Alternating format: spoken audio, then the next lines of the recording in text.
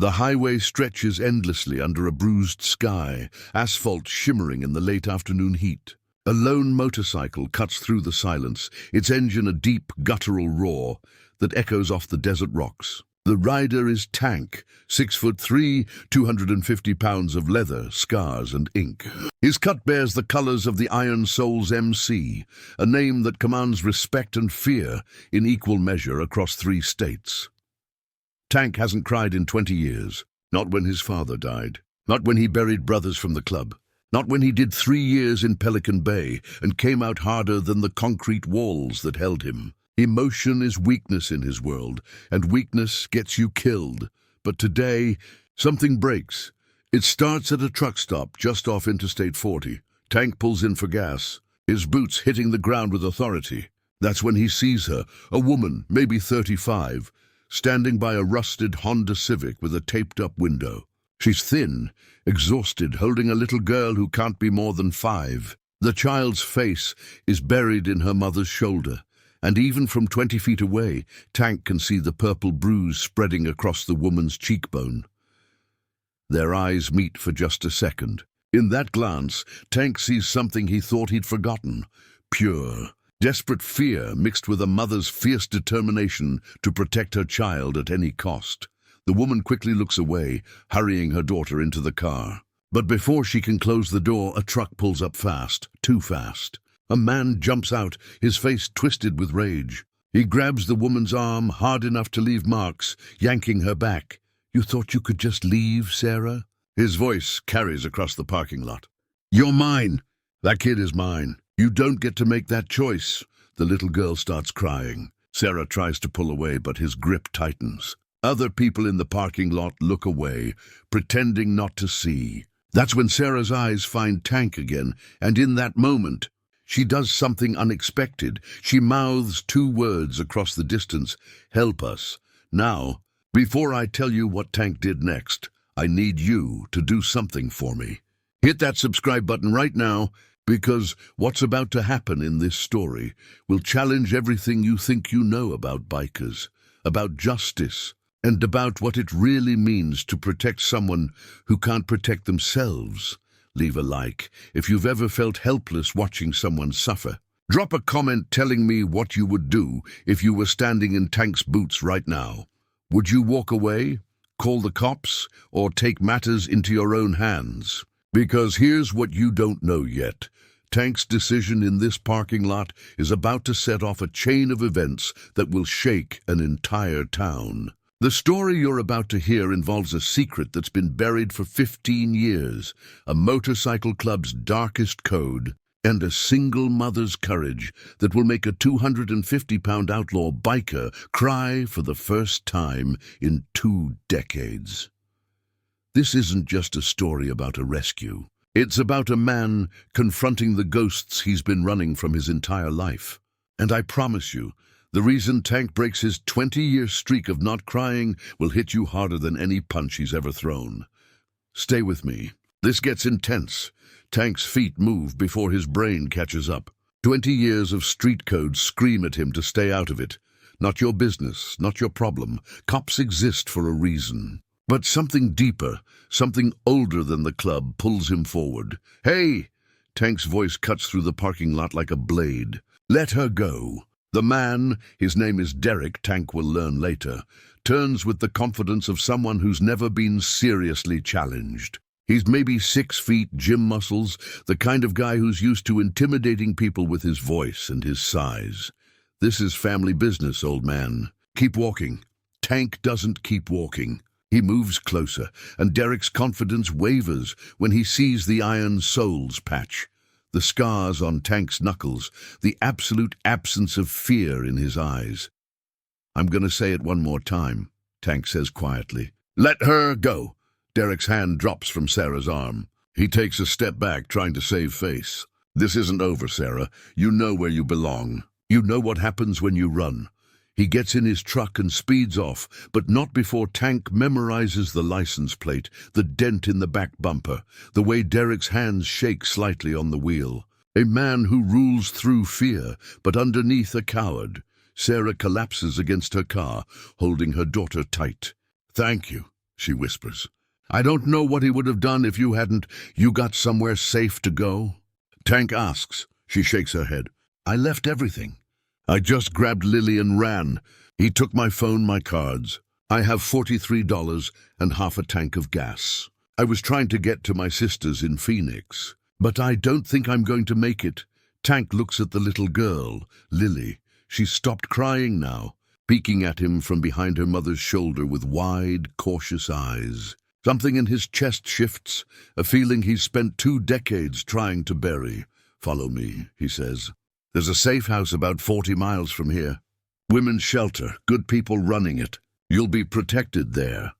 But he'll find me, Sarah says, her voice breaking. He always finds me. This is the 3rd time I've tried to leave, and every time, not this time, Tank interrupts. His voice carries a promise that surprises even himself. I give you my word. The women's shelter sits on the outskirts of a small town called Redemption, a name Tank has always found ironic. He's been bringing people here for years, part of the club's unofficial policy of protecting those who can't protect themselves. The Iron Souls might be outlaws, but they have lines they don't cross. And hurting women and children is at the top of that list. Sister Margaret runs the place, a 70-year-old former nun with more steel in her spine than most men Tank knows.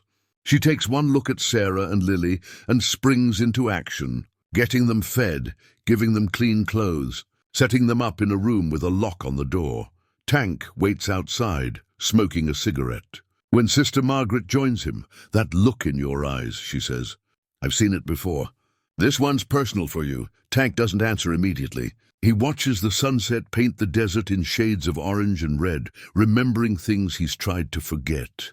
My mother, he finally says. She had that same look when I was 7. Same bruises, same fear. She tried to leave my stepfather, and he'd always find us, always drag us back. I used to beg her to keep running, but she was so tired, so beaten down, she couldn't see a way out. What happened to her?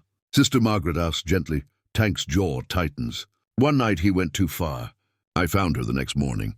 I was 8 years old, and I promised myself that if I ever got big enough, strong enough, I'd make sure no man ever did that to another woman again. Sister Margaret nods slowly. Is that why you joined the club? Part of it. The club gave me family when I had none, but they also taught me that power without purpose is just violence. That being strong means protecting the weak, not preying on them. Inside, through the window, Tank can see Sarah tucking Lily into bed, smoothing her hair, singing softly. The tenderness in that moment cuts deeper than any knife. Derek will come looking for her, Tank says. Men like him don't let go. They see women as property, as things they own. Can the club protect her? Tank drops his cigarette, crushing it under his boot. I'll talk to the president. But I need to know more about this guy first. Who he is, what he's capable of, if he's connected. He pulls out his phone, makes a call. Reaper, yeah, it's Tank. I need you to run a plate for me. And dig up everything you can on a guy named Derek. He looks at Sister Margaret. Derek Hollis, she provides, having checked Sarah's intake forms. Derek Hollis, Tank repeats into the phone. And Reaper? I need this fast. The call comes back 2 hours later. Tank is sitting in the clubhouse nursing a whiskey. When Reaper walks in with a folder thick enough to qualify as a weapon, "You're not gonna like this," Reaper says. Dropping it on the table, Tank opens it and starts reading. Derek Hollis, 38. 2 domestic violence charges, both dropped when the victims refused to testify. A restraining order from an ex-girlfriend who later disappeared. Officially ruled a voluntary missing person case. But the cops suspected foul play, could never prove it. But that's not the worst part. He's connected, Reaper says. His uncle is Captain James Hollis, head of the police department in Mercy County. Tank's blood runs cold. Mercy County is where Sarah ran from, where Derek has been operating with impunity for years. No wonder she couldn't get help. Every time she called the cops, they'd send her right back to him. There's more, Reaper continues. 6 months ago, a woman named Jennifer Martinez filed a report against Derek. She ended up in the hospital with a fractured skull. The investigating officer? Captain Hollis. Case closed, ruled an accident. Tank's hands clench into fists. This isn't just a domestic abuser. This is a predator with the entire justice system protecting him. What do you want to do, brother? Reaper asks. That's the question, isn't it? The club has rules. They don't start wars with law enforcement. They stay off the radar, operate in the shadows, keep their heads down. Getting involved with Derek Hollis could bring down heat they can't afford, but then Tank thinks about his mother. About 8-year-old him finding her body. About every woman he's failed to save since then, because he was too late, too slow, too bound by rules that didn't apply to men like Derek. I need to talk to the president, Tank says. The Iron Soul's MC president is a man called Hammer, and he didn't get that name by being gentle. He's 60 years old, been riding since he was 15, and he's led the club for the past 20 years, with an iron will and a sharp mind. Tank lays out the situation in Hammer's office, the back room of a bar the club owns. Hammer listens without interrupting, his weathered face unreadable. When Tank finishes, Hammer leans back in his chair. You know what you're asking for, Tank. We go after a cop's nephew, even a dirty cop, and we paint a target on every patch in this club. I know. There's also the matter of code. We protect our own. Zara's not one of ours. She could have been my mother, Tank says quietly. That little girl could have been me. If we turn our backs now, what does that make us? Just another gang that only cares about our own interests? Hammer studies him for a long moment. You know I respect you, Tank. You're one of the best men I've got. But I can't put the entire club at risk for... The door opens. 4 other senior members walk in. Reaper, Bones, Snake, and Diesel. They've been listening. With all respect, Prez, Reaper says, I think we take a vote on this. Hammer's eyes narrow. A vote on breaking club protocol? The code says we protect those who can't protect themselves, Bones adds. That's what got me into this club 15 years ago. I was a scared kid getting the hell beat out of me by my old man, and Tank here pulled up on his bike and made it stop. The club took me in, gave me a family. That code meant something, Snake nods. I got daughters, Prez. I think about them ending up with a man like Derek, and I think about whether I'd want someone to help them. The answer is yes. Every damn time, yes. Diesel, the quietest of the group, simply says, I'm with Tank. Hammer looks around the room, seeing something shift in his club. Sometimes a leader knows when to recognize that the Brotherhood has already decided. Sometimes the code evolves. All right, he says finally. But we do this smart. We don't just roll up on this guy and beat him down. That's what he'll expect, and his uncle will have every cop in the state hunting us. We need evidence. We need to expose him for what he is before we make our move. Tank nods. I've got an idea. The plan takes 3 days to set up, and it requires something Tank hasn't done in years. He has to become someone else. His name is Marcus Webb, a journalist doing a story on small-town police corruption. It's a cover identity the club keeps for situations exactly like this. Tank cleans up, shaves, puts on clothes that don't scream outlaw biker. He looks almost normal, except for the eyes. Those carry too much history to ever look completely civilian. He starts in Mercy County, talking to people at diners, gas stations, the local library. He asks careful questions about the Hollis family, about Captain James Hollis and his nephew Derek. People are scared to talk, but Tank has a way of making people feel safe, of convincing them that their words matter. The stories that emerge paint a picture worse than Tank imagined. Derek's been terrorizing women in this town for over a decade. There's a pattern. He targets single mothers, women in vulnerable situations, women who have nowhere to run. He isolates them, controls them, and when they try to leave, he uses his uncle's position to make sure they fail. Tank records everything. Audio, video, written statements from 3 women brave enough to go on record. He documents the police reports that were buried, the evidence that disappeared, the systematic cover-up that allowed Derek to continue his abuse. But he needs one more thing. He needs Derek on tape confessing. And for that he needs bait. Sarah volunteers before he can even ask. He'll talk to me, she says when Tank returns to the shelter. If he thinks I'm coming back to him, he'll tell me everything. He'll want me to know how powerless I am, how he'll always find me. That's how men like him operate. It's too dangerous, Tank argues. More dangerous than running for the rest of my life. Sarah meets his eyes. More dangerous than waiting for the day he finds us and finishes what he started. I have a daughter, Tank. I need this to end. Help me end it. Sister Margaret surprisingly agrees. The girl has courage. And she's right. This won't stop until Derek is exposed. Give her a wire. Give her protection. But give her the chance to fight back. Tank looks at Sarah. Really looks at her. Behind the exhaustion and fear, there's a steel he recognizes. The steel of someone who's decided they'd rather die standing than live on their knees. Okay, he says. But we do it my way. And at the first sign of trouble, I'm pulling you out. The meeting is set for a public place, a diner on the edge of Mercy County. Sarah calls Derek from a burner phone, tells him she wants to talk, that she's been thinking about coming home. She can hear the triumph in his voice, the certainty that he's won again. Tank and 3 other club members are positioned around the diner. Tank sits 2 booths away, dressed like a trucker reading a newspaper. Reaper is outside in a van, monitoring the wire Sarah wears. Bones and Snake watch the parking lot.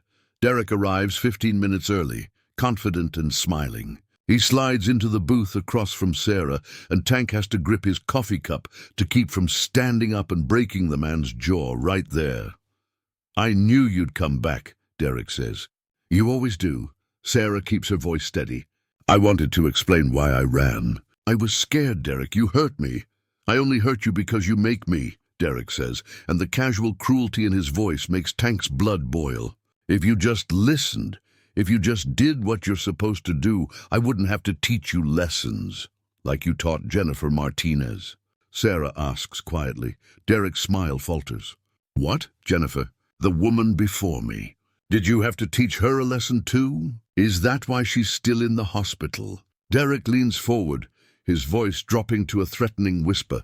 You need to be very careful what you say, Sarah. You don't understand how things work. My uncle is the police in this town. You think anyone's going to believe you?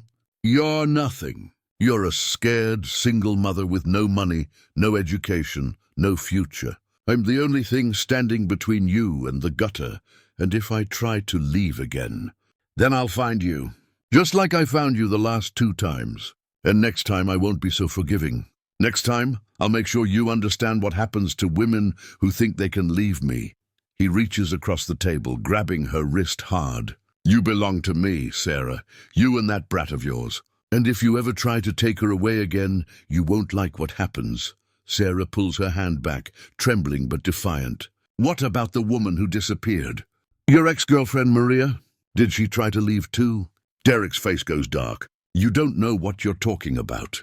I know she filed a restraining order against you. I know she told her friends she was afraid of you. And I know she vanished 3 weeks later. That bitch ran away, Derek snaps. She couldn't handle being with a real man, just like you can't. But the difference is, I'm not letting you run. You're mine, Sarah, say it. No, the word hangs in the air like a gunshot. Derek's hand moves fast, reaching for Sarah, but Tank is faster. He's out of the booth and across the diner in 3 strides, his hand clamping down on Derek's wrist like a vice. I think you should leave, Tank says quietly. Derek tries to pull away, realizes he can't. Who the hell are you? Someone who keeps promises. Tank releases him, stepping back. Walk away now while you still can. Derek looks around the diner, seeing other people watching now. He straightens his shirt, trying to salvage his dignity. This isn't over, he says to Sarah. You just made the biggest mistake of your life. He storms out. Tank sits down across from Sarah, whose entire body is shaking. You did good, he says gently. We got everything on tape. What happens now? Now we make sure the right people hear what you recorded. And we make sure Derek Hollis never hurts anyone again. The evidence goes to 3 places simultaneously. The State Attorney General's office, the FBI's Public Corruption Unit, and the investigative journalist named Patricia Chen, who's built her career exposing corrupt cops. Patricia Chen is the key. She's won 2 Pulitzers for her work, and she has a reputation for being absolutely fearless. When she hears the recordings, reads the witness statements, sees the pattern of abuse and cover-up, she doesn't hesitate. The story breaks on a Tuesday morning. It's front-page news across the state. Police captain protected nephew's years of abuse. Multiple women come forward.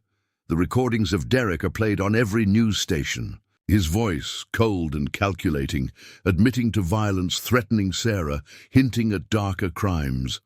By Tuesday afternoon, Captain James Hollis is suspended pending investigation. By Tuesday evening, Derek Hollis is arrested, not by Mercer County Police, but by state troopers who storm his house with a warrant. Tank watches the news coverage from the clubhouse, surrounded by his brothers. They don't cheer or celebrate. They just nod, satisfied that justice, real justice, not the street kind, is finally being served. But Tank knows it's not over. Men like Derek have lawyers, have connections, have ways of wriggling out of consequences. And sure enough, within 24 hours, Derek posts bail. His uncle might be suspended, but the family still has money and influence. Tank's phone rings. It's Sister Margaret. He's out, she says urgently. And Tank. Sarah's missing. The world stops. What do you mean, missing? She left the shelter this morning. Said she was going for a walk. She never came back. Her daughter is here, frantic. Tank, I think she went after him. Tank is already moving, grabbing his keys, his cut, calling out orders to the club. Everybody rides now. They find Derek's truck at an abandoned warehouse on the outskirts of town, the kind of place where bad things happen and nobody asks questions. Tank's bike roars up, followed by a dozen others. Leather and chrome and controlled fury. Inside the warehouse, Sarah stands facing Derek. She's holding a gun where she got it. Tank will never know, but her hands are shaking so badly she can barely keep it pointed at him. You destroyed my life, she's saying, tears streaming down her face. You took everything from me. My confidence, my safety, my ability to trust anyone. You made me afraid of my own shadow. And I'm done being afraid. Derek laughs, but there's an edge of panic in it. You're not going to shoot me, Sarah. You don't have it in you. You're too weak. You've always been too weak. Maybe, Sarah says. But I'm also a mother, and mothers do whatever it takes to protect their children. Tank steps out of the shadows. Put the gun down, Sarah. She doesn't lower it. He'll just keep coming. Even if he goes to prison, he'll get out eventually. He'll find us. He always finds us. Not this time, Tank says, moving closer slowly. You don't have to do this. You don't have to become what he is. What choice do I have? The choice to be better. The choice to show your daughter that we don't fight monsters by becoming them. The choice to trust that the system for once is going to work. Derek laughs again. The system? My uncle runs the system. Your uncle just got arrested by the FBI, Reaper says, stepping into view. About an hour ago. Turns out when you start pulling threads, whole corrupt networks unravel. They're charging him with obstruction, evidence tampering, and accessory after the fact to multiple felonies. He's done, and so are you. The fear in Derek's eyes is real now. Without his uncle's protection, he's just another abuser facing serious time. Sarah's hands are still shaking. The gun wavers. Tank takes another step closer. Give me the gun, Sarah. Let the law do its job. Your daughter needs her mother, not a mother in prison for murder. You've been brave enough. You've fought hard enough. Let me carry it from here. For a long moment, nothing moves. Then slowly, Sarah lowers the gun. Tank takes it gently from her hands, unloading it, securing it.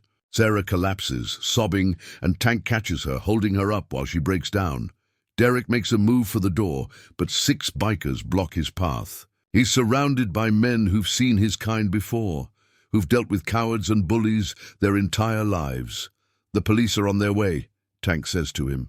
Real police this time, state troopers, and they have a warrant for violating your bail conditions and threatening a witness. You're going back to jail, Derek, and this time you're staying there. 3 months later, Tank sits in a courtroom watching Derek Hollis face justice. The trial is quick. Too much evidence, too many witnesses, too public to sweep under the rug. Derek's lawyers try every trick, but nothing sticks, Sarah testifies. So do 3 other women. Their voices, combined, create a chorus of truth that no jury can ignore. The recordings play in open court. Derek's threats, his admissions, his cold calculation, all of it exposed under the harsh lights of legal scrutiny. Tank watches from the back row. He doesn't need to be here, but he promised Sarah he would be. She looks back at him once during her testimony, and he nods. You're doing good. Stay strong. The jury deliberates for less than 3 hours. Guilty on all counts. The judge sentences Derek to 15 years, with no possibility of parole for at least 10. Captain James Hollis gets 8 years for his role in the cover-up. The entire Mercer County Police Department is put under federal oversight. The women Derek hurt finally get to see justice. Outside the courthouse, Sarah finds Tank. Lily is with her, holding her mother's hand, looking healthier and happier than Tank has ever seen her. "Thank you," Sarah says simply. Tank shakes his head. "You saved yourself. I just provided the backup." "No," Sarah insists. "You gave me something I thought I'd lost forever. You gave me hope. You showed me that there are still good men in the world, men who protect instead of hurt." Lily steps forward shyly. She's holding a drawing, a crayon picture of a motorcycle with a big man on it and 2 figures standing safely behind him. "I drew this for you," she says quietly.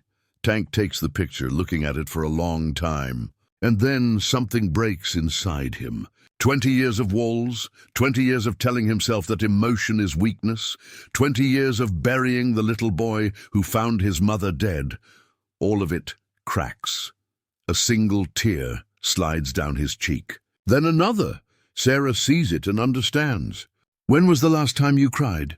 she asks gently. 20 years, Tank says, his voice rough. "I was 8 years old. My mother died, and I decided then that I'd never cry again, that I'd be strong enough that nothing could ever hurt me that way." "And what changed?" Tank looks down at Lily, at her drawing, at the hope and innocence in her eyes. "I guess I realized that feeling something doesn't make you weak. Protecting someone you care about, letting yourself hope that the world can be better, that's not weakness. That's the strongest thing a person can do." He kneels down to Lily's level.